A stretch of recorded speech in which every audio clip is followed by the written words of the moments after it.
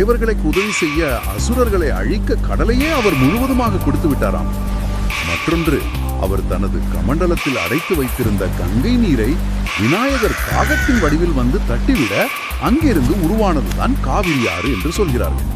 ஒரு மனிதன் கடலை குடிப்பதும் ஒரு சிறிய கமண்டலத்திலிருந்து இவ்வளவு பெரிய நதி உருவாவதும், இதையெல்லாம் நாம் எப்படி லாஜிக்கா ஏற்றுக்கொள்வது? பார்த்த உடனே இது ஒரு சூப்பர் ஹீரோ ஃபேண்டசி மாதிரி தான் தெரியும். ஆனா சித்த மரபில் எந்த ஒரு விஷயத்தையுமே நேரடியாக சொல்ல மாட்டார்கள். இது எல்லாமே ரொம்ப ஆழமான கவிதைத்துவமான குறியீடுகள், அதாவது மெட்டபர்ஸ். ஆமா, மெட்டபர்ஸ். மனித உடலின் பெரும்பகுதி நீரால் ஆனது என்பது நமக்கு தெரியும். இயற்கையில் ஏற்படும் பேரழிவுகளையும் மனித மனதிற்குள் எழும் உணர்ச்சி கொந்தளிப்புகளையும் ஒரு யோகி எப்படி தனது உள்சக்தியால் பேலன்ஸ் செய்கிறார் என்பதற்கான குறியீடு தான் இது.